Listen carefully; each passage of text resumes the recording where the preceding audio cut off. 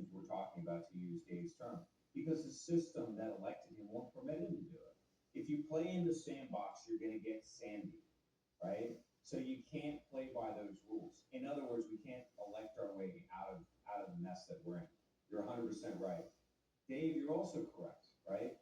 There is no, and this gets to the overarching theme here, there is no legitimate authority that can facilitate the kind of change that we need from inside the political system. However, the good news is, and here I think it's important to go back to Max Weber, because Max Weber, for those of you who don't know, is basically the forefather of social psychology, and he wrote a ton of stuff, Protestant work ethic.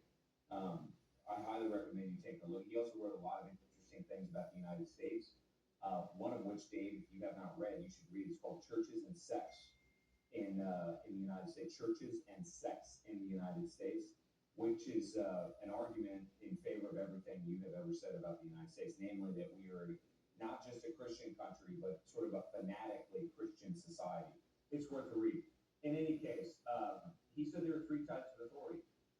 One is traditional authority, and that's exactly what you think it means. It's sort of legacy authority, right? Maybe it's the authority of a church or a father or of a religion itself. Then there is legal rational authority. Legal rational authority is the kind of authority that we're talking about with the president, right? Or with the rule of law as we understand it.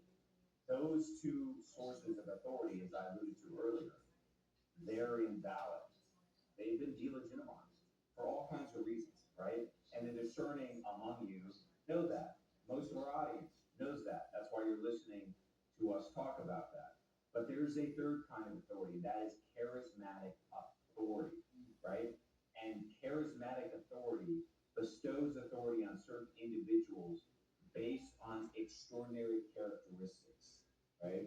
Now, that's a vague term, but basically what it means are people or structures that emerge that facilitate mass mobilization, that create in that vacuum of authority new kinds of organizations that then can replace the old authority, right?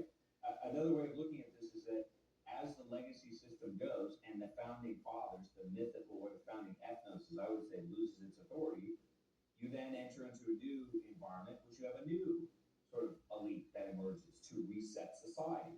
We have had that done to us since the 1960s, okay?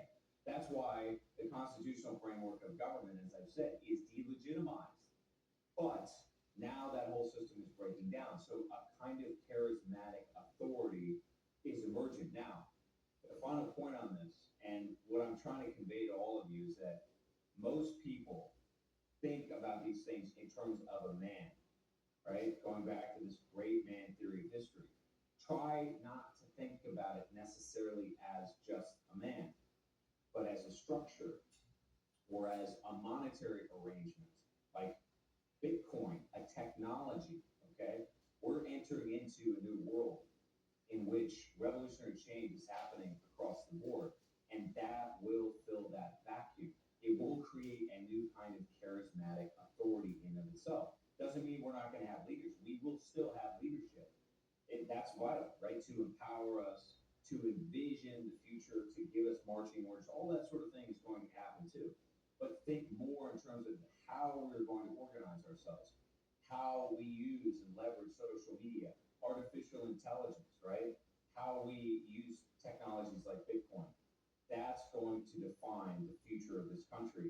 And the good news is the legacy structure is clueless because they're so entrapped by the grift machine that they created 50, 60, 100 years ago. That's where we are.